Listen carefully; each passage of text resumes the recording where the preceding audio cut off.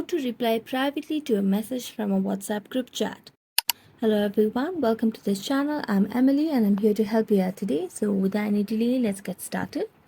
Now first of all, go to the Play Store application and make sure you have an updated and the latest version of the WhatsApp application on your device. So as you can see, it is updated to its latest version on my device. So I'm going to tap on open and it will lead me to the home page. Now tap on any group chat that you want to reply privately to. So here you can see different messages over here.